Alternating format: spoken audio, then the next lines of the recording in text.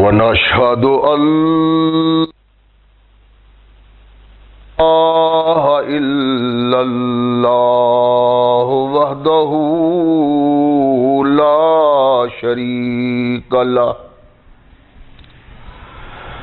ونشهد أن محمدا عبده ورسوله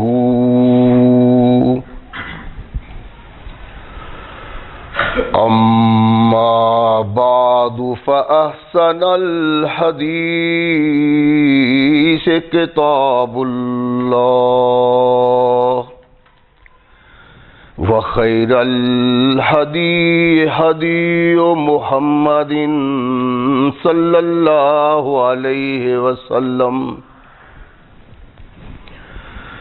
وشر الأمور محدثاتها وكل محدثة بدعة وكل بدعة ضلالة وكل ضلالة في النار. أما بعد فأعوذ بالله السميع العليم من الشيطان الرجيم من همزه ونفخه ونفثه. بسم الله الرحمن الرحيم. وَأَنذِرْ عَشِيرَتَكَ الْأَقْرَبِينَ وَاخْفِضْ جَنَاحَكَ لِمَنِ اتَّبَعَكَ مِنَ الْمُؤْمِنِينَ فَإِنْ عَصَوْكَ فَقُلْ إِنِّي بَرِيءٌ مِّمَّا تعملون.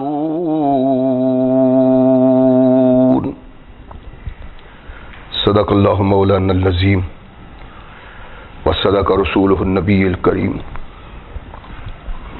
ہر قسم کی حمد و ثنا، تعریفات و توصیفات اس خالق و مالک کے لیے ہیں جس نے ساری کائنات کو تخلیق دیا اور اس کی حسن و آبادی کے لیے حضرت انسان کو تخلیق فرمایا. کروڑوں درود و سلام اس ہستی اقدس و مقدس پہ کہ جس کا نام نامی اسم گرامی ہے محمد صلی اللہ علیہ وسلم. لاکھوں رحمتیں ان نفوس قدسیہ پہ کہ جنہوں نے سرور کائنات علیہ الصلاۃ والسلام سے اس ضابطۂ حیات کو وصول کیا اور اس کو ہم تک پہنچانے کے لیے اپنا تن من دھن قربان کر دیا.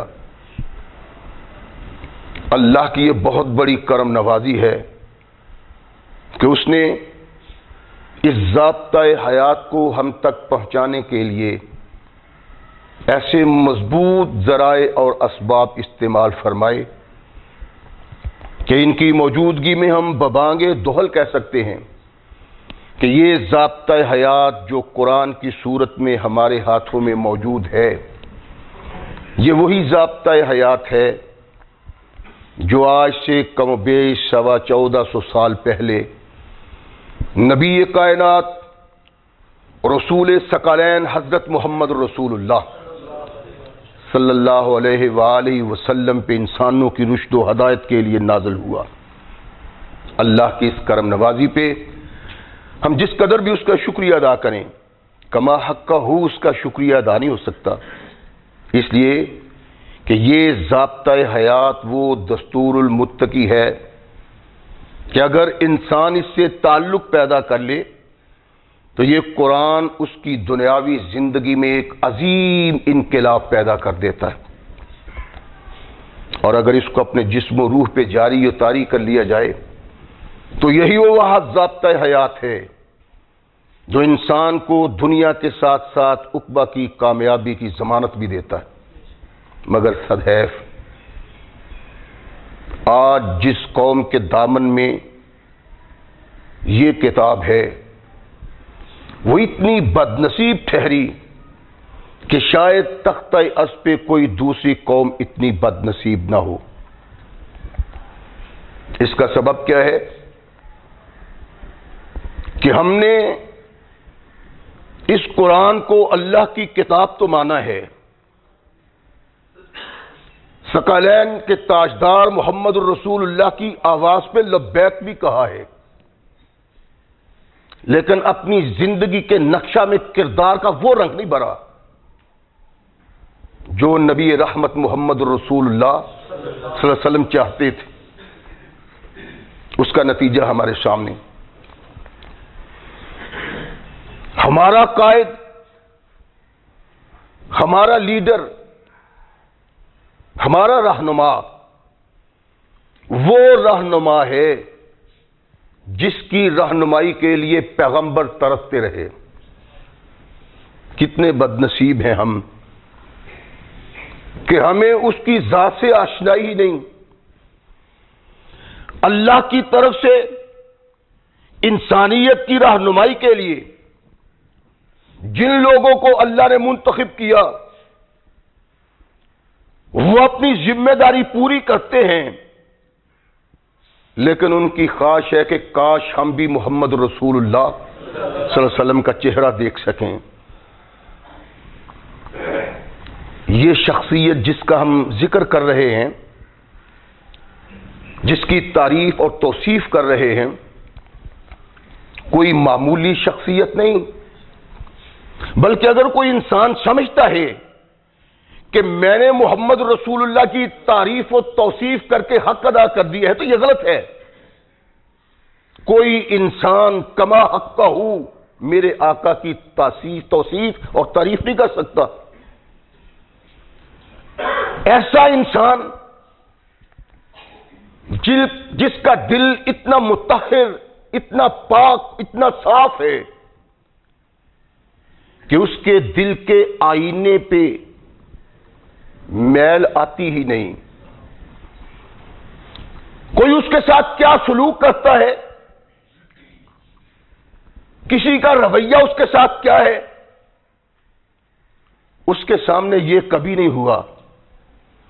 ایک ہی چیز سامنے ہے کہ میں نے اپنی قوم کے سامنے اپنا کردار کیسا پیش کرنا ہے۔ ثقلین کے تاجدار محمد رسول اللہ صلی اللہ علیہ وسلم کو اللہ نے وہ عزت، احترام، وقار اور فضل و شرف دیا ہے کہ کائنات میں کسی دوسرے انسان کا یہ حصہ نہیں۔ اور میرے آقا نے پتہ کیا ارشاد فرمایا ہے؟ فرماتے ہیں کہ تم عزت و وقار حاصل کرنے کے لیے، نام حاصل کرنے کے لیے، نمود حاصل کرنے کے لیے جو جد و جہد کرتے ہو، جو کوشش کرتے ہو، جو ترتیبیں تشکیل دیتے ہو، جو ترکیبیں بناتے ہو، فرمایا اس کی ضرورت نہیں، تم میرے اللہ کے بن جاؤ، عزت اللہ تمہاری پیدا کر دے گا۔ عزت پیدا کرنے کے لیے جد و جہد کی ضرورت نہیں، میرے آقا محمد رسول اللہ کے کردار کو دیکھنے کی ضرورت ہے۔ کائنات کے رب کی قسم، دشمن بھی میرے آقا کی تعریف کرتا ہے۔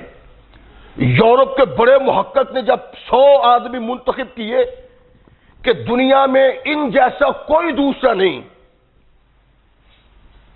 انقلاب کے عظیم دائی، 100 آدمی منتخب کر کے وہ آقا کائنات محمد الرسول اللہ کا نام سر فہرست لکھتا ہے، پہلے نمبر پہ عیسائی لکھتا ہے۔ یورپ چیخ اٹھا، اور خداوند یسوع مسیح کو چھوڑ کے تم محمد کی بات کرتے ہو صلی اللہ علیہ وسلم، اس کو پہلا نمبر دیا ہے تو نے؟ کہتا ہے دل میرا بھی چاہتا تھا کہ عیسیٰ کو ہی پہلا نمبر دوں، لیکن اللہ کی قسم دیانت کہتی ہے محمد جیسا کوئی دوسرا انسان ہے ہی نہیں۔ لکھنے کی باتیں ہیں، دشمن لکھتا ہے۔ کیا کائنات کے اس آقا کو ہم نے پہچانا ہے؟ ہماری ذلت اور تباہی کا سبب یہ ہے کہ ہم نے اپنے آقا کی زندگی سے اعراض کیا، وگرنہ جو میرے آقا کے دامن سے لگ گیا، ظالم سے ظالم، جابر سے جابر، مخالف سے مخالف دشمن بھی اس پہ ثنا کہتا ہے۔ نبی کائنات محمد رسول اللہ کا دل آئینے سے زیادہ صاف تھا۔ ایک وقت آیا کہ نبی رحمت محمد رسول اللہ نے، میں نے عرض کیا تھا پچھلے سے پچھلے خطبہ جمعہ میں شاید، اپنے چچا سے مطالبہ کیا کہ چچا اپنی بچی کا رشتہ مجھے دے دو، میں تو کافی جوان ہو گیا ہوں۔ لیکن چچا نے جو جواب دیا وہ دینے والا نہیں تھا۔ ثقلین کے تاجدار محمد رسول اللہ صلی اللہ علیہ وسلم کو جب غنی کر دیا اللہ نے، وَوَجَدَكَ عَائِلًا فَأَغْنَىٰ، ہم نے تجھے ایسا غنی کیا میرے محبوب کہ تو کسی کا محتاج رہا ہی نہیں۔ کونین کے آقا ثقلین کے تاجدار محمد رسول اللہ نے دیکھا کہ حالات بڑے مخدوش سے ہیں، خشک سالی ہے، قحط زدہ علاقہ ہے، تو میرے آقا کی نگاہ اپنے چچا پہ پڑی۔ اپنے دوسرے چچا کو ارشاد فرماتے ہیں، یا عباس انا اخاک ابا طالب کثیر العیال انطلق بنا الیہ۔ عباس بھی چچا ہیں لیکن تھوڑا عمر کا فرق ہے۔ کہا عباس، ابو طالب بڑا کثیر العیال ہے، آل اولاد تو بہت ہے لیکن اس کے پاس کھانے کے لیے کچھ نہیں۔ جس قسم پرسی کی وہ زندگی بسر کر رہا ہے تم دیکھتے ہی ہو۔ ایسا نہیں ہو سکتا میں اور تو دونوں جائیں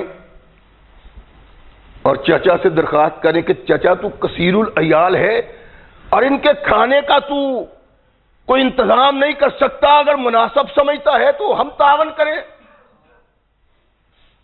کیسے تعاون کریں گے یا محمد صلی اللہ علیہ وسلم؟ ارشاد فرمایا، ایک بیٹا تم لے لینا، ایک بیٹا میں لے لوں گا۔ اللہ کے نبی، کائنات کے سرتاج، ثقلین کے تاجدار محمد رسول اللہ اس چچا کے پاس گئے جس نے جواب دے دیا تھا اور کہا کہ چچا ہم یہ چاہتے ہیں۔ فرمایا تمہاری مرضی ہے۔ نبی رحمت محمد رسول اللہ نے علی کا ہاتھ تھاما رضی اللہ تعالیٰ، فرمایا اس کو میں لے لیتا ہوں۔ ابو طالب کہتے ہیں کہ عقیل کو رہنے دو، جعفر کو عباس لے آئے رضی اللہ تعالیٰ۔ نبی رحمت محمد رسول اللہ صلی اللہ علیہ وسلم نے اس انداز سے ہماری رہنمائی کی ہے۔ کبھی کسی نے غور کیا ہے کہ اس میں سبق کیا ہے؟ ارشاد فرمایا، یہ نہ دیکھو تمہارے ساتھ کوئی کیسا رویہ رکھتا ہے، یہ دیکھو کہ کامیابی، کامرانی، عزت پانے کے لیے کردار کیسا کرنا چاہیے۔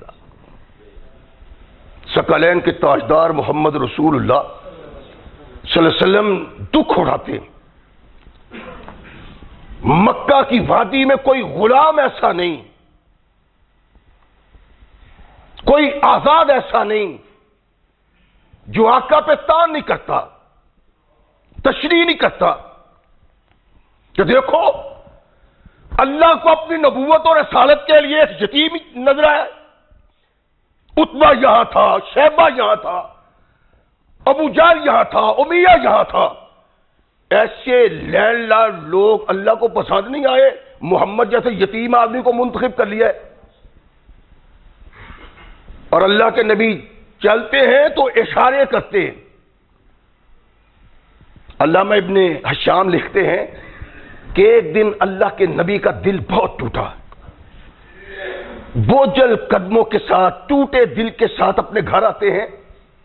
سیدہ طاہرہ خدیجہ نے دیکھا تو بے چین ہو گئیں، اٹھی، عرض کی میرے سرتاج اس پریشانی کا سبب کیا ہے؟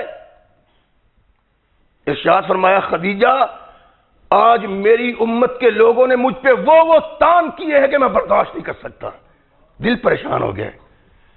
عرض کرنے لگی، میرے آقا یہ جو لوگ آپ کو پریشان کرتے ہیں کل غلامانہ طور پہ آپ کے سامنے کھڑے ہوں گے، وقت آئے گا استہزاء اڑانے والے، مذاق اڑانے والے، تان کرنے والے اپنے کردار پہ شرمندہ ہوں گے۔ اللہ نے محمد کو دنیا میں یوں رسوا ہونے کے لیے نہیں پیدا کیا، بلکہ یہ ساری کائنات کا سرتاج ہے، ساری کائنات کے لوگ اس کی تعریف کیا کریں گے۔ اللہ کے نبی محمد رسول اللہ کا چہرہ کھل اٹھا، نبی رحمت کا بوجھ کم ہوا۔ اس انداز سے ثقلین کے تاجدار آگے بڑھ رہے ہیں کہ اللہ نے ارشاد فرمایا کہ میرے محمد صلی اللہ علیہ وسلم میرے لیے بھی کوئی وقت نکالا کرو، تنہا تنہا، خود بھی امت کو بھی کہو۔ اللہ حکم ارشاد فرمایا کہ نماز ادا کیا کرو۔ ٹھیک ہے، نماز کے فرض ہونے کا حکم دیا اللہ نے تو جبریل کو بھیجا۔ جبریل آئے، اللہ کے نبی مکہ کے بالائی علاقے میں تھے۔ جبریل نے سلام کہا، حاضر ہوا اور اپنی ایڑی پہاڑ کے ایک پتھر پہ ماری، پتھر سے چشمہ جاری ہو گیا۔ جبریل اس پانی سے، اس چشمے سے وضو کرتے ہیں اور محمد کریم ان کی طرف دیکھ رہے ہیں۔ ثقلین کے تاجدار محمد رسول اللہ کو سکھلا رہے تھے کہ آقا، اللہ کے محبوب، جب نماز پڑھنی ہے تو پاکیزگی اس طرح اختیار کرنی۔ اللہ کے نبی نے بھی اختیار کی، جبریل نے لیا، ساتھ نماز ادا کی، چلے گئے۔ نبی رحمت محمد رسول اللہ گھر تشریف لاتے، خدیجہ آؤ دین سیکھو۔ اے اللہ کی قسم، بد نصیب ہیں ہم لوگ، اپنے معاشرے کو تو دیکھو، مسلمان کا بیٹا اتنا بدترین زندگی بسر کر رہا ہے کہ شاید کافر کا بیٹا بھی نہ ہو۔ کوئی حالات ہیں ہمارے، سوچو تو صحیح، کسی کی عزت محفوظ نہیں، کسی کا مال و زر محفوظ نہیں، کسی کا وقار محفوظ نہیں۔ مسلمان کی جان کا قاتل، اور مسلمان کی طرف اس طرح دیکھتا ہے جیسے اس کی روح کھینچ لینی۔ کونین کے آقا، ثقلین کے تاجدار سکھاتے، او خدیجہ، وضو کیا، سیدہ طاہرہ نے بھی کیا۔ کونین کے آقا محمد رسول اللہ نے ویسے ہی 2 رکعت نماز ادا کی جس طرح جبریل کے ساتھ ادا کی تھی۔ اور سیدہ طاہرہ صدیقہ عائشہ کہتی ہیں کہ پہلے جب نماز فرض ہوئی تو 2 رکعتیں تھی، اس کے بعد حضر کی 4 ہو گئیں اور وہ 2 ہی رہی، سفر کی 2 رہ گئیں۔ اللہ کے نبی محمد رسول اللہ نے نماز شروع کی، صحابہ کو حکم دیا، تو صحابہ تھے کیا؟ کمزور، ضعیف، ناتواں، چھپ چھپ کا کرو۔ صحابہ بھی چھپ کے کرتے ہو، چھپ میں کرنے والوں میں توانا لوگ بھی ہیں، طاقتور بھی ہیں، مجاہد بھی ہیں، دلیر بھی ہیں، شجاع بھی ہیں۔ سعد بن ابی وقاص اپنے ساتھیوں کے ساتھ ایک گھاٹی میں نماز پڑھ رہے، کچھ کافر آئے، انہوں نے دیکھا یہ کیا ہو رہا ہے اور یہ کیا کر رہے ہو؟ تلخی آئی۔ سعد بن وقاص کے پاس قریب پڑا ہوا تھا اونٹ کے جبڑے کی ہڈی، اس نے پکڑ کے ایک کے سر میں ماری، خون بہہ گیا۔ مورخ کہتا ہے اسلام کی حمایت میں یہ پہلا خون ہے جو کافر کا بہا ہے مسلمان کے ہاتھوں۔ اللہ کے نبی بھی چھپ کے پڑھتے تھے، ظاہر نہیں پڑھتے تھے نماز، مختلف گھاٹیوں میں۔ اور جب اللہ کے نبی کو جاتے ہوئے دیکھا تو لے پالک بیٹا علی بھی کہتا ہے کہ میں بھی اپنے آقا کے ساتھ جاؤں، اپنے باپ سے چھپ کے، چچاؤں سے چھپ کے نبی رحمت محمد رسول اللہ صلی اللہ علیہ وسلم کے ساتھ جاتے۔ ایک مقام پہ نماز پڑھ رہے ہیں گھاٹی میں، کہ چلتے چلتے ابو طالب بھی اس گھاٹی سے نکلے۔ وہ یہ کیا کر رہے ہیں؟ کبھی نیچے، کبھی اوپر، کبھی کھڑے ہو جاتے ہیں، کبھی لیٹ جاتے ہیں۔ جب فارغ ہوئے تو ارشاد فرمایا میرے بھائی کے بیٹے یہ کیا ہے، کیسا دین ہے؟ ارشاد فرمایا یا میں ھذا دین اللہ ودین ملائکتہ ودین رسولہ ودین ابینا ابراہیم بعثنی اللہ بہ رسولا الی العباد۔ یہ اللہ کا دین ہے، ہمارے بابا ابراہیم کا دین ہے۔ اللہ نے مجھے اس لیے مبعوث کیا ہے کہ میں دین ابراہیمی کو آگے چلاؤں، اور زیادہ حقدار چچا تم ہو کہ تم میری تحریک پہ آمین کہو اور میرے مددگار بن جاؤ۔ لیکن ابو طالب سنتے ہیں، ثقلین کے تاجدار محمد رسول اللہ صلی اللہ علیہ وسلم، ایسے ہی کوئی دوست عزیز مل جاتا ہے تو بات کرتے ہیں۔ کچھ عرصہ گزرنے کے بعد آسمان سے جبریل آیا اور کہا وَأَنذِرْ عَشِيرَتَكَ الْأَقْرَبِينَ، اللہ کہتے ہیں کہ اپنے رشتہ داروں کو ڈرو، ان کو کہو، پہلے لوگوں کو کہنے سے پہلے، لوگوں کو دعوت دینے سے پہلے ان کو دعوت دو کہ آؤ میں تمہیں اللہ کا پیغام دوں۔ امام بخاری لکھتے ہیں کہ نبی رحمت محمد رسول اللہ صلی اللہ علیہ وسلم پہ جب یہ آیہ مقدسہ اتری تو اللہ کے نبی فارغ ہو کے تو کوہ صفا پہ چڑھ جاتے ہیں۔ یا صباحہ، یا صباحہ آواز دی، اور یہ جملہ وہ لوگ اس وقت کہا کرتے تھے جب کوئی انوکھی خبر سامنے آئے، انوکھا واقعہ ہوا ہو۔ اللہ کے نبی محمد رسول اللہ صلی اللہ علیہ وسلم نے جب یوں آواز دی تو قریش اللہ کے نبی کی آواز کی طرف آئے۔ ثقلین کے تاجدار محمد رسول اللہ صلی اللہ علیہ وسلم نے ارشاد فرمایا، جب انہوں نے کہا کہ یا محمد کیا ہے، ارشاد فرمایا کہ دیکھو، اگر میں تمہیں یہ کہوں کہ جس پہاڑ پہ میں کھڑا ہوں اس کی اس طرف تم پہ حملہ کرنے کے لیے ایک مضبوط طاقتور توانا گروہ ہے، تو ارشاد فرمایا مصدقیہ، میری تصدیق کرو گے؟ کہنے لگے یا محمد یہ کہنے والی کون سی بات ہے، اور ہم نے آج تک تجھے جھوٹ بولتے ہوئے دیکھا ہی نہیں ہے، اگرچہ یہ بات حقیقت ہے کہ ادھر کوئی فوج نہیں، کوئی دستہ نہیں، کوئی حملہ آور نہیں، لیکن اگر تم کہو گے تو محمد ہم مان لیں گے کہ کوئی حملہ آور ہے۔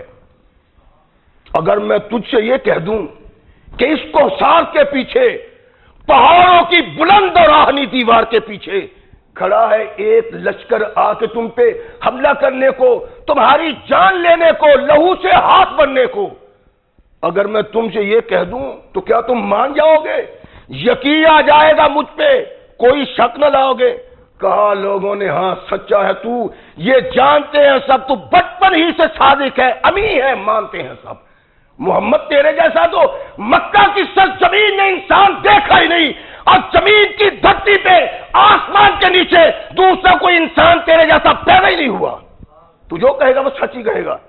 نبی رحمت محمد رسول اللہ صلی اللہ علیہ وسلم نے ارشاد فرمایا تو پھر سن لو، میں اللہ کی طرف سے تمہارے لیے پیغام لے کے آیا ہوں، میں اللہ کا رسول ہوں اور چاہتا ہوں تم اللہ کی آواز پہ لبیک کہو، جنت کے نظارے حاصل کرو، جہنم سے بچ جاؤ، قولوا لا الہ الا اللہ، اللہ ایک ہے مان لو۔ سب لوگ خاموش ہیں، ایک بدنصیب آدمی اٹھتا ہے، وہ کہتا ہے تبا لکا الہذا جماعتنا، محمد تو تباہ ہو جائے اس لیے اعلان کیا تو نے۔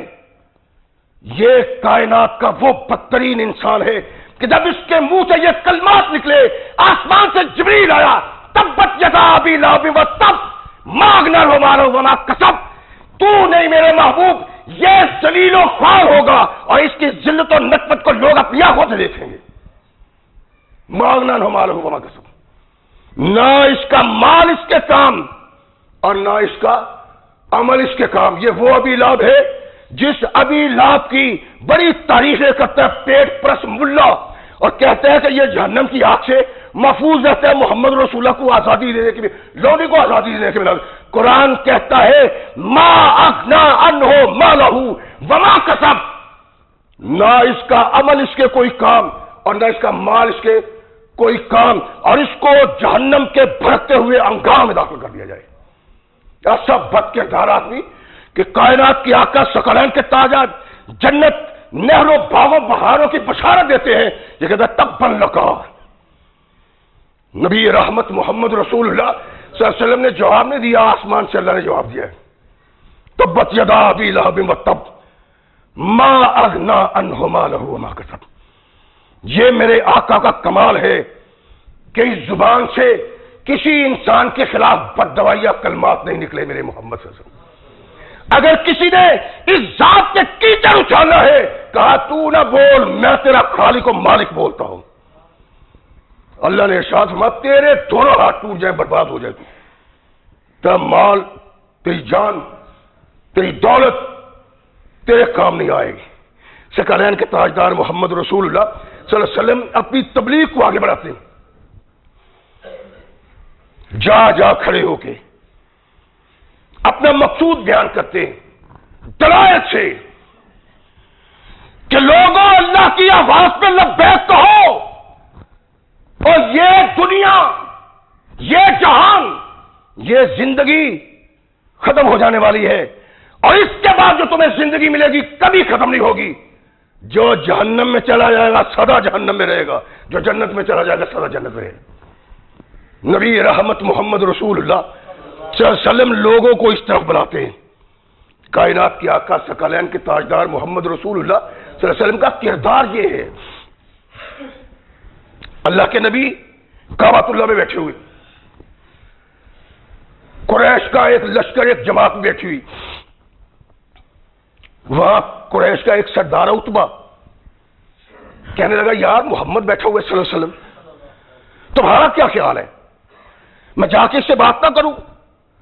ہم اپنی جگہ زہر اگلتے رہتے ہیں، غصے سے بل کھاتے رہتے ہیں، اس پر تان و تشریح کرتے رہتے ہیں، وہ اپنا کام کرتا رہتا ہے، کیا خیال ہے جا کے اس سے بات نہ کروں کہ محمد کچھ لو اور کچھ دو کی بنیاد پہ بات کر لو ہم سے؟ تو چھوڑو اس چیزوں، کس طرح پڑ گئے ہو تم؟ کہنے لگے بات تو صحیح ہے، جاؤ کرو۔ عتبہ کائنات کے آقا ثقلین کے تاجدار محمد رسول اللہ صلی اللہ علیہ وسلم کے پاس آتا ہے، کہتا ہے محمد صلی اللہ علیہ وسلم، اے میرے بھتیجے، تو بڑے اونچے بلند و بالا خاندان کا بیٹا ہے، تیرا حسب و نسب بھی اعلیٰ ہے، ایسا کسی دوسرے کا حسب و نسب نہیں، لیکن جو تو چیز بیان کر رہا ہے نا، جو تو چیز لایا ہے نا، یہ عجیب ہے۔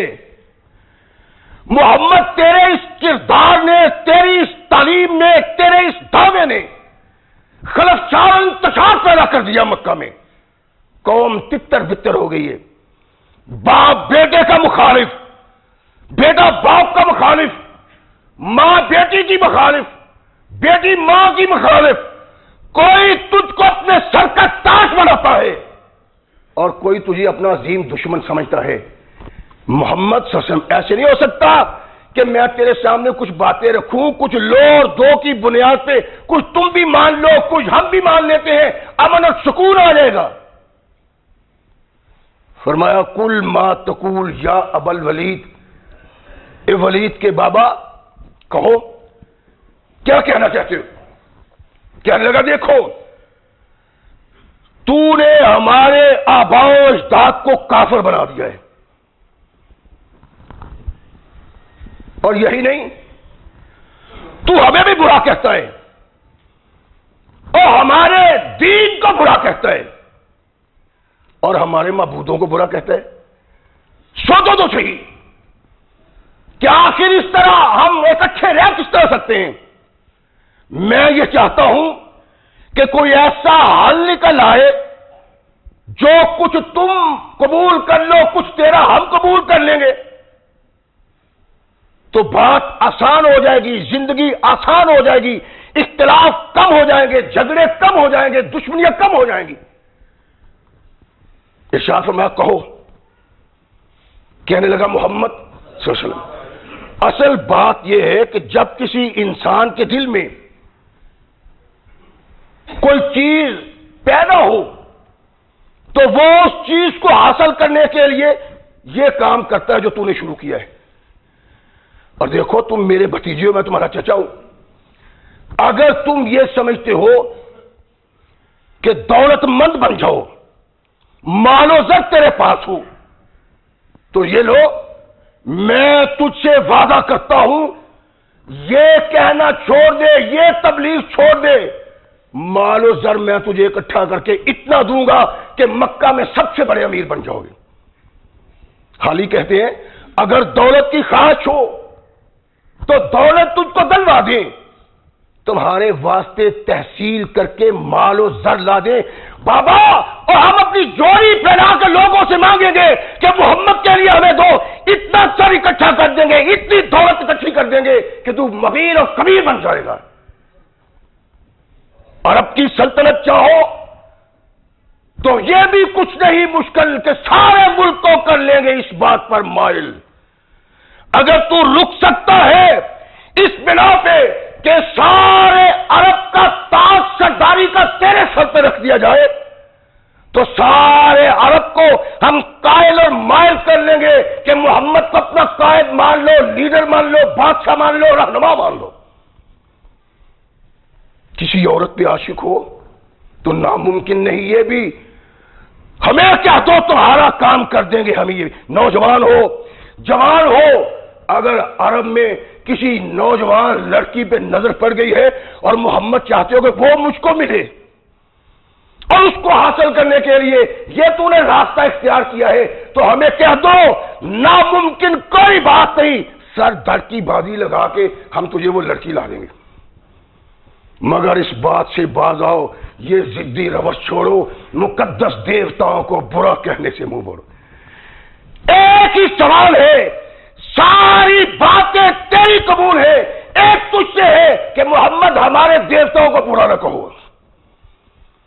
نبی رحمت محمد رسول اللہ سن رہے ہیں. جب ابو ولید ہٹ گیا عتبہ, فرمایا عتبہ ماں بھی ماں تقول, محمد کو وہ نہیں چاہیے جو تو کہہ رہا ہے.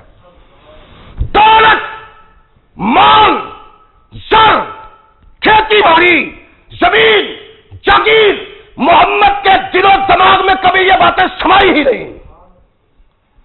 ایک ہی بات ہے, مجھے اللہ نے کتاب دی ہے اور میری ذمہ داری لگائی ہے, ڈیوٹی لگائی ہے کہ تم تک اللہ کا پیغام پہنچاؤں, تمہیں بتاؤں میری اتباع میں, رب کی توحید میں, نیکی میں, اچھائی کا صلہ یہ ہے کہ اللہ تمہیں جنت میں باغ و بہار دے گا, چشمے اور بہاریں دے گا. اور اگر تم اللہ کی توحید کو نہیں مانتے, اگر تم میری آواز پہ لبیک نہیں کہتے, تو میں تمہیں بتاؤں میرا رب کہتا ہے جہنم کی شعلے مارتی آگ میں تجھے گرا دیا جائے گا. عجیب بات ہے عتبہ, میں تمہیں رب کا پیغام دیتا ہوں, جنت کی نبی دیتا ہوں, جہنم سے ڈراتا ہوں, اور تم مجھ کو کہتی ہو کہ لالچی ہو, دولت لو, مال لو, روپیہ لو, پیسہ لو, حکومت لو. محمد کو اس کی ضرورت نہیں, میں صرف اللہ کا پیغام دیتا ہوں, بچ جاؤ. اللہ کے نبی خاموش ہوئے, ارشاد فرمایا قد سمیتا یا ابا الولید ما سمیتا فانت وذاک, تم جو محمد کو سمجھتے ہو وہ محمد نہیں ہے صلی اللہ علیہ وسلم. میں جو چاہتا ہوں تمہیں بتا دیا ہے, اب تم جانو اور تمہارا کام جانو. عتبہ محمد رسول اللہ کی باتیں سنتا ہے تو خاموش محمد رسول اللہ کے چہرے کی طرف دیکھتا ہے. جاؤ عتبہ. علامہ ابن شام لکھتے ہیں کہ عتبہ اٹھا, قریش کی مجلس کی طرف روانہ ہوا. قریشی کہتے ہیں کہ اللہ کی قسم عتبہ جیسا گیا تھا ویسے آیا نہیں ہے, اور کچھ ہو گیا. اور محمد ہے ہی ایسی شخصیت جو پاس بیٹھ جاتا ہے وہ جاتا ہی نہیں ہے. ہمارے دوست بھی ہمارے دشمن بن جاتے, دوست بھی. میرے آقا کا کردار یہ تھا کہ دشمن بھی دوست بن جاتا تھا. میرے آقا کا کردار وہ تھا کہ دشمن دشمنی کے باوجود میرے آقا پہ درود و سلام کہتا کہتا تھا. ہمارا کردار یہ ہے کہ اپنا بھی ہمیں برا بناتا ہے. کردار بناؤ. کونین کی آقا ثقلین کے تاجدار یہ تصور دینے آئے تھے کہ زندگی بسر کرنی کس انداز سے ہے. ہم یہ سب کچھ بھول گئے, کچھ یاد نہیں. عتبہ ویسا نہیں آ رہا جیسا گیا تھا. عتبہ کیا کر گیا وہاں, کیا بات کی ہے؟ کہنے لگا میں نے وہ چیز سنی ہے محمد سے جو آج تک سنی نہیں صلی اللہ علیہ وسلم. اور اللہ کی قسم جو وہ کہتا ہے نا اس کو دنیا میں پذیرائی ضرور ملنی ہے. تمہیں ایک مشورہ دوں؟ دو. کہنے لگا محمد کو اس کے ہاتھ پہ چھوڑ دو صلی اللہ علیہ وسلم. اگر عرب والوں نے اس کو ختم کر دیا تو تمہاری جان چھوٹ گئی, اور اگر سارے عرب پہ محمد کی حکمرانی ہو گئی تو عزت تمہیں مل جائے گی کہ تم اس کے رشتہ دار ہو. عزت وقار تمہیں مل جائے گا. محمد کی بادشاہ تو حکمرانی تمہاری ہوگی. کہنے لگے عتبہ دیکھا تجھ پہ بھی محمد کا جادو چل گیا ہے, اس کی زبان ہی ایسی ہے. ادفع باللتی ہی احسن فاذا الذی بینک و بینہ عداوۃ کانہ ولی حمید. قرآن کہتا ہے اور جب دشمن سے بات کرو تو اس انداز سے, اس محبت سے, اس پیار سے کہ تمہارے منہ سے نکلنے والے الفاظ اس کے دل میں سما جائیں, اور جب وہ اٹھے تو ہمارا دشمن بن کے نہیں تمہارا دوست بن کے اٹھے. یہ محمد رسول اللہ کا کردار تھا ثقلین کے تاجدار. عتبہ کہتا ہے چھوڑ دو اس کو. کہنے لگے جادو چل گیا. کہنے لگا میں نے جو تجزیہ کیا ہے اس کا نتیجہ یہ ہے تمہاری مرضی ہے, تم مانتے ہو ٹھیک ہے, نہ مانو تو نہ مانو. بات یہی ہے کہ کائنات میں محمد مغلوب نہیں ہونا صلی اللہ علیہ وسلم. نبی رحمت علیہ الصلوۃ والسلام عتبہ کو یہ پیغام دیا, اور کونین کے آقا ثقلین کے تاجدار اب اس بات کے اپنی جگہ پہ منتظر ہیں کہ عتبہ نے جس انداز سے میری بات سنی ہے وہاں تک جائے گی تو ان کے دلوں پہ بھی اثر کرے گی. لیکن اللہ کہتا ہے ذالک الکتاب لا ریب فیہ ھدی للمتقین. قرآن بھی کسی کو ہدایت نہیں دے سکتا جب وہ ہدایت لانے کے لیے آئے نا. اللہ کے نبی منتظر ہیں. کوہرام بپا ہے اب مکہ میں. عتبہ ناکام, اور ناکام نہیں بلکہ مفتوح ہوا محمد کے ہاتھوں صلی اللہ علیہ وسلم. مغلوب ہوا وہاں, اس کا دل قائل اور مائل ہوا, بہت پریشان ہوئے. بہت سارے لوگ اکٹھے ہوئے. ابو البختری ہے, امیہ ہے, ابو جال ہے, ابی سفیان ہے, عتبہ ہے, شیبہ ہے. مکے کے بڑے بڑے سردار اکٹھے ہوئے کہ آؤ محمد سے بات کریں, یہ بات بڑھتی چلی جا رہی ہے. چلو سارے سردار اکٹھے ہو کے کعبۃ اللہ میں آئے اور پیغام بھیجا کہ محمد آؤ ہم تم سے بات کرنا چاہتے ہیں. ثقلین کے تاجدار کو پیغام ملا, میرے آقا خوشی سے اچھل پڑے. مقصد تھا کہ شاید ان کے دلوں پہ وہ کلام اثر کر گیا ہے. باقی جو کسر ہے میں پوری کر دیتا ہوں. ارشاد فرمایا ہاں. کہنے لگے دیکھو تم بہت اچھے آدمی ہو, تمہارا خاندان بھی کیا کہنے, اس کا جوڑ ہی نہیں. تمہارا حسب و نسب تمام انسانوں سے اعلیٰ بالا, لیکن محمد جو تم کر رہے ہو نا سلسلہ یہ تیرے لیے کوئی مناسب نہیں. فرما کیا؟ کہنے لگے کہ کسی قوم کے بیٹے نے اپنی قوم کو اس طرح رسوا نہیں کیا جس طرح تم کر رہے ہو. قوم افتراق کا شکار ہو گئی. رات کا سکون, دن کا آرام تباہ ہو گیا سارا. کیا ہو گیا محمد صلی اللہ علیہ وسلم؟ چھوڑو ان باتوں کو, اپنے آباء و اجداد کے دین کو چھوڑا, اور صرف چھوڑا ہی نہیں بلکہ تو ہمارے معبودوں کو برا کہتا ہے. تو کہتا ہے یہ پتھر کے بت ہیں، ان کے پاس کچھ نہیں، بیکار معبود ہے، یہ تو اپنے لیے کچھ نہیں کر سکتے، مکہ کے لوگوں تمہارے لیے کیا کریں گے؟ محمد ان کی تذلیل نہ کرو، چھوڑ دو یہ باتیں، اور باقی وہی باتیں جو عثمان نے کی تھی، اگر دولت کی خواہش ہو تو دولت تجھ کو دلوا دے۔ ایک اور بات کرتے ہیں، کہتے ہیں محمد یہ بھی ہو سکتا ہے صلی اللہ علیہ وسلم کہ تجھ پہ کوئی جن آ گیا ہو، اور جب کسی پہ کوئی جن آ جاتا ہے تو وہ اگر غالب آ جائے تو حالات وہ بنتے ہیں جو تمہارے حالات ہیں۔ اگر یہی ہے تمہارے پاس آنے والا تمہیں خوف زدہ کرتا ہے، تمہیں ڈراتا ہے، تو ہم کسی کان کے پاس جاتے ہیں، کسی علاج کرنے والے کے پاس جاتے ہیں، پیسے ہم لگائیں گے، تیرا علاج کریں گے، تیری بھی جان بچ جائے گی، ہم بھی خوشی میں آ جائیں گے، حالات بھی اچھے ہو جائیں گے۔ محمد صلی اللہ علیہ وسلم، اللہ کے نبی نے ارشاد فرمایا کہ دیکھو جو تم کہہ رہے ہو نا شاہی، فرمایا محمد کو ضرورت نہیں شاہی کی، عزت و فخر، مجھے جد و جہد کی ضرورت نہیں ہے۔ بَعَثَنِيَ اللَّهُ عَلَيْكُمْ رَسُولًا، میں تو اللہ کا رسول اور پیغامبر ہوں، جو اللہ کا پیغام تمہیں بتا رہا ہے، مجھے کچھ نہیں چاہیے۔ ارے میرا دل تڑپتا ہے، میری ذات بے چین بے قرار گزرتی ہے کہ تم میرے آبا و اجداد جہنم میں چلے جاؤ گے، مجھے تو یہ چیز جینے نہیں دیتی، یہ مجھے چاہیے نہیں۔ اچھا تو نبی ہے؟ فرمایا ہاں۔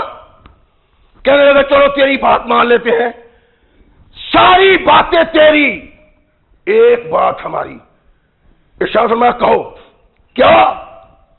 کہنے لگے کہ محمد ایسے کرو صلی اللہ علیہ وسلم، یہ مکہ اتنا تنگ شہر ہے، اتنا تنگ شہر ہے کہ شاید سطح عرش پہ کوئی اتنا تنگ شہر نہ ہو۔ اگر تیرا رب اتنا ہی طاقتور ہے، جنت اس کے پاس ہے، لامحدود باغات اس کے پاس ہیں، زمین اس کے قبضہ میں، آسمان اس کے کنٹرول میں، کوئی چیز ہلتی نہیں تیرے رب کی مرضی کے بغیر، تو اپنے رب کو کہو یہ دو پہاڑ جنہوں نے ہم پہ تنگی کی ہوئی ہے، ان کو ذرا دور دور کر دے تاکہ شہر کھل جائے ہمارا۔ اور پھر یہ بھی تجھے پتہ ہے پانی ہمارے پاس پینے کے لیے نہیں ہوتا، جو ہوتا ہے وہ کھارا۔ اپنے رب کو کہو جس نے جنت میں نہریں جاری کی ہوئی ہے، دریا جاری کیے ہوئے ہیں، اس کو کہو کہ جس طرح عراق اور شام میں ندی نالے بہ رہے ہیں، یہاں سبھی ندی نالے چلا دے گا۔ چل اگر محمد تیرا اللہ یہ کر دے گا نا، تو پھر ہم تیری رسالت کو مان لیں گے، تیری نبوت کو مان لیں گے۔ فرمایا نہیں، انا مانا بفعلا، ایسے کام کرنے کے لیے میں دنیا میں نہیں آیا ہوں۔ نہیں، کیوں؟ اپنی نبوت کی دلیل، بڑا معجزہ، اس کے دیکھ لینے کے بعد ہم تیری نبوت کو مان لیں گے۔ اچھا چلو نہ صحیح، ایک اور بات فرمایا کہو۔ کہنے لگے کہ ہمارے لیے کچھ نہ کرو، اپنے لیے کچھ کر لو، اور دیکھو تیرے ماننے میں کوئی چیز رکاوٹ نہیں رہ جائے گی۔ اگر تو ہمارے آباء و اجداد کو اٹھائے، تو کہتا ہے کہ ایک وقت دوبارہ آئے گا، یہ مٹی میں مل کے مٹی ہو گئے لوگ، اللہ دوبارہ زندہ کر کے کھڑا کر لے گا اپنے دربار میں۔ اگر اس وقت اپنے دربار میں کر لے گا تو محمد اب نہیں کر سکتا تیرا اللہ۔ ہمارے آباء و اجداد کو اٹھاؤ، اور جو ہمارے آباء و اجداد ہیں اس میں قصی بن کلاب بھی ہونا چاہیے، وہ بڑا مومن آدمی تھا، نیک آدمی تھا، باوقار آدمی تھا، سب لوگ اس کا احترام کرتے ہیں، اس کو بھی اٹھاؤ۔ اگر وہ کہے گا کہ محمد سچ کہتا ہے تو ہم تیری نبوت کو مان لیں گے۔ اللہ کے نبی نے ارشاد فرمایا یہ کام میرے نہیں ہیں، اور سنو یہ کچھ بھی تو نہیں کر سکتا، ایسے کر لو، اپنے اللہ کو کہو تجھے مال و زر سے نوازے، تیرے گھر سونے اور چاندی کے بن جائیں، دولت بے بہا آ جائے، جاگیر تیری لمبی چوڑی ہو، اور پتہ چلے کہ تو اللہ کا تعلق دار ہے، دولت اکٹھی کرو، مال و زر اکٹھا کرو، اپنے اللہ سے کہو۔ فرمایا مانا باللذی یسالا ربہ ھذا، عورت کے لوگوں تمہارا دماغ خراب ہے، تم میری بات کو سمجھتے ہی نہیں ہو، تم میرے قول و اقوال پہ غور ہی نہیں کرتے ہو، تم میرے کردار کو دیکھتے ہی نہیں ہو، تمہیں سوچ ہی نہیں میں کیا کہتا ہوں، کیا چاہتا ہوں، کیا تم تک پہنچا رہا ہوں، تمہیں سوچ ہی نہیں، کیا کہہ رہے ہو؟ مانا باللذی یسأل ربہ ھذا، میں ایسا نہیں ہوں کہ اپنے رب سے دنیا کی دولت مانگوں، دنیا کی چودراہٹ مانگوں، جاگیر مانگوں، سونے اور چاندی کے محلات مانگوں، میں ایسا سوال نہیں کر سکتا۔ وما بعثت الیکم بھذا، نہ تمہارے یہ مطالبات سن کے قبول کرنے کو تیار ہوں، اس لیے میں تمہاری طرف مبعوث نہیں ہوا۔ ولکن اللہ بعثنی بشیرا ونذیرا، مجھے تو اللہ نے جنت کی خوشخبری دینے کے لیے نیک لوگوں کو، پرہیزگار لوگوں کو، متقی لوگوں کو، پرہیزگار نیکی کرنے والوں کو جنت کی بشارت کا حکم دیا ہے، جو اللہ نے اسپیشل کسی مومن کے لیے تیار کر رکھی ہے۔ اور مجھے اللہ نے یہ کہا کہ ان کو ڈرا اس آگ سے جس کا ایک شعلہ زمین پہ گر جائے تو ساری زمین باج ہو جائے، ایسے شعلوں میں تمہیں داخل کر دیا جائے گا۔ میرے اللہ نے میری ڈیوٹی لگائی ہے کہ ان کو روکو، سمجھاؤ ان کو، کہو ان کو، میں تو تمہیں وہ کہہ رہا ہوں، دولت کی ضرورت نہیں، مال و زر کی ضرورت نہیں، یہ مجھ کو نہیں چاہیے، یہ دنیا پرست لوگوں کی چیزیں ہیں۔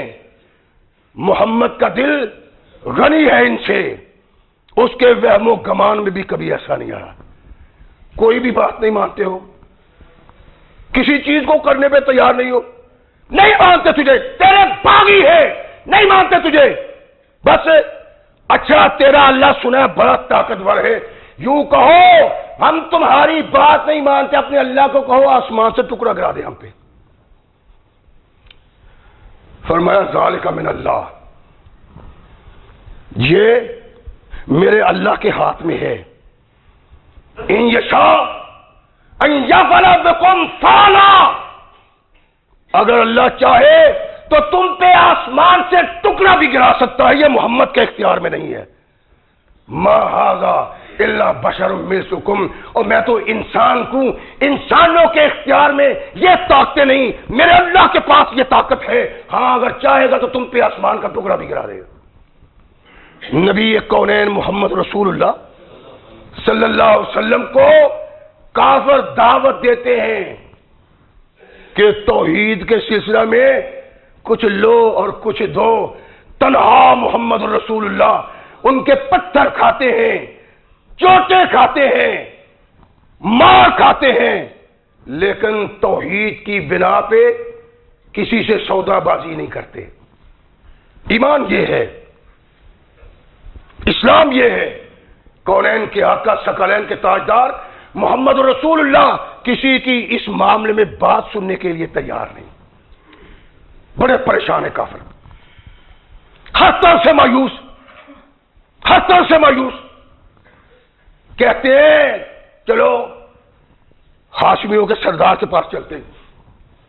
ہاشمیوں کا سردار ابو طالب ہے، ابو طالب کے پاس آئے، کہنے لگے ابو طالب تم حسب و نسب کے اعتبار سے ہم سے اعلیٰ بالا ہو، تیری عمر کا تقاضا ہے، ہم تیری عزت کرتے ہیں، تیرا احترام کرتے ہیں اور تیرے ساتھ عقیدت رکھتے ہیں، تو دیکھتا نہیں تیرے بھتیجے نے کیا قیامت کھڑی کی ہوئی مکہ میں، اس کو سمجھاؤ، وہ ہمارے معبودوں کو برا کہتا ہے، ہمارے بڑوں کو کافر کہتا ہے، ہمارے دین پہ تان کرتا ہے، ہمیں بے قوت اور بے عقل قرار دیتا ہے، اس کو سمجھاؤ وگرنہ اس کا نتیجہ صحیح نہیں ہوگا۔ ابو طالب کہتے ہیں بیٹھو، محبت پیار سے ان سے بات کی، عقل و فکر سے ان سے بات کی اور انہیں فارغ کر دیا. لیکن اللہ کے نبی محمد رسول اللہ صلی اللہ علیہ وسلم رکے نہیں اپنی تبلیغ سے. یہ تبلیغ باقاعدہ کر رہے ہیں. ایھا الناس قولوا لا الہ الا اللہ، اور لوگوں اللہ کی توحید کے ساتھ وابستہ ہو جاؤ. میرے آنے کا مقصد وحید یہ ہے، اگر تم وابستہ ہو جاؤ تو سن لو، اللہ تمہیں ایسی حکومت دے گا کہ تم جیسی حکومت دنیا میں کسی کو نہیں دی ہوگی. یہ تو توحید ہے. کچھ دن گزرے پھر آئے کہ ابو طالب اپنے بھتیجے کو سمجھاؤ، اگر وہ تمہاری بات نہیں مانتا یا تم سمجھانے کے لیے تیار نہیں ہو تو پھر تم درمیان سے ہٹ جاؤ. تمہارا احترام ہے، تمہاری عزت ہے، تمہاری عزت کرتے ہیں، ادب کرتے ہیں تمہارا. اگر وہ رکتا نہیں، پاس نہیں آتا تو محمد کا ساتھ چھوڑ دو. تم ہم جانے اور وہ، اور اگر تم نے اب نہ روکا تو پھر مکہ میں خون خرابہ ہوگا، یا وہ رہے گا یا ہم رہیں گے. ابو طالب پریشان ہوئے. مورخ کہتا ہے کہ ابو طالب ان کی ان باتوں سے پریشان ہو گئے. نہ وہ قوم کو چھوڑنے کے لیے تیار تھے اور نہ بھتیجے کو. ان روایات سے ایک اور احساس پیدا ہوتا ہے کہ ابو طالب سے صرف انہوں نے یہی مطالبہ نہیں کیا کہ اپنے بھتیجے کو سمجھا، اس کو روک، اس کو ٹوک، اس کو ٹھاک، بلکہ روایات کا انداز یہ بتاتا ہے کہ انہوں نے ابو طالب کو آفر بھی کی تھی کہ اگر تو اپنا بھتیجا ہمارے سپرد کر دے تو تجھے دولت سے بھی نوازا جائے گا، مال و زر بھی دیا جائے گا. اور ایک روایت میں ہے کہ ایک نوجوان لے کے آئے، کہنے لگے یہ لو محمد کی جگہ تم یہ لے لو، انتہائی خوبصورت، توانا، طاقتور، تیرے لیے دن رات کام کرے گا، جو کمائے گا تیرے پاس لائے گا. ابو طالب نے محمد رسول اللہ کو بنایا. ارشاد فرمایا میرے بھائی کے بیٹے، قوم میرے پاس آئی تھی، وہ اب لڑنے مرنے کے لیے تیار ہے. بیٹا مجھ پہ رحم کرو اور خود پہ بھی رحم کرو. ایسا بوجھ میرے اوپر نہ ڈالو جس بوجھ کو میں اٹھا نہ سکوں. کونین کے آقا ثقلین کے تاجدار محمد رسول اللہ صلی اللہ علیہ وسلم اپنے چچا کی باتیں سن رہے ہیں. قبیلے کا سردار، حقیقی چچا، اور اس علاقے میں رہنے والا جہاں کے خاندان اپنے کمزور سے کمزور آدمی کے لیے سب کچھ کٹوا دیا کرتے تھے، اس معاشرے میں رہنے والا چچا کہتا ہے کہ محمد مجھ پہ بھی رحم کرو، خود پہ بھی رحم کرو، اتنا بوجھ نہ ڈالو کہ میں اٹھا نہ سکوں. کونین کے آقا ثقلین کے تاج. مورخ لکھتا ہے، علامہ ابن ہشام نے سیرت ابن ہشام میں لکھا ہے کہ اللہ کے نبی نے جب چچا کی باتیں سنی تو دل میں آیا کہ چچا شاید مجھے کافروں کے سپرد کر دے گا. یا امی لو فضاء الشمس فی یمینی والقمر فی یساری الا ان اترک ھذا الامر. چچا اگر یہ لوگ سورج لا کے میرے دائیں ہاتھ پہ رکھ دیں، چاند لا کے بائیں ہاتھ پہ رکھیں کہ یہ تیرا، اور مطالبہ کریں کہ وہ نہ کہہ جو تو کہہ رہا ہے، ایسا نہیں ہو سکتا حتیٰ یظہرہ اللہ او اہل کا فی، یہاں تک کہ اللہ اس دین کو غالب کر دے یا محمد کو شہادت کی موت دے دے. لا ترکتہ، اس کو میں چھوڑنے کے لیے تیار نہیں ہوں. میرے ہاتھوں پہ لا کے چاند سورج بھی اگر رکھ دے، میرے پاؤں تلے روئے زمین کا مال و زر رکھ دے، کسی دھمکی کسی ڈر سے میرا دل کٹ نہیں سکتا. مجھے یہ کام کرنا ہے، میں اس سے ہٹ نہیں سکتا. میں اپنی مرضی سے نہیں کہتا، مجھے میرا اللہ کہتا ہے کہ محمد کہو. جب تک رب کہتا ہے کہوں گا. کوئی خوف کوئی ڈر محمد کے دل میں نہیں آ سکتا. موت وہ ہے جو اللہ نے دینی ہے. اور مورخ لکھتا ہے جب اپنے چچا سے یہ باتیں کی تو محمد رسول اللہ کی آنکھوں سے آنسو ٹپک پڑے کہ دو چچا بھی میرا ساتھ چھوڑ رہا ہے. آنکھوں میں آنسو دیکھ کے ابو طالب کا دل تڑپ اٹھا. محمد صلی اللہ علیہ وسلم، اللہ کے نبی مڑ کے آئے، فرمایا جاؤ کسی معاوضے، یہ جو الفاظ ہیں نا ایسے نظر آتا ہے کہ انہوں نے یہ چاہا تھا کہ کچھ پیسے پوسے دے دیے، کسی معاوضے کی بنا پہ بھی میں تمہیں ان کے سپرد نہیں کروں گا، اپنے دین کے مطابق کرو، جو ہوگا سو دیکھا جائے گا۔ نبی رحمت محمد رسول اللہ صلی اللہ علیہ وسلم اس تصور کو لے کے آگے بڑھ رہے ہیں، کافر اس تال میں ہیں، ایک دوسرے کو مشتل کر رہے ہیں اور یہ چاہتے ہیں کہ اس کا جینا زمین پہ دوبر کر دیا جائے اور محمد کو مکہ کی سرزمین پہ چلنے پھرنے نہ دیا جائے، روک دیا جائے۔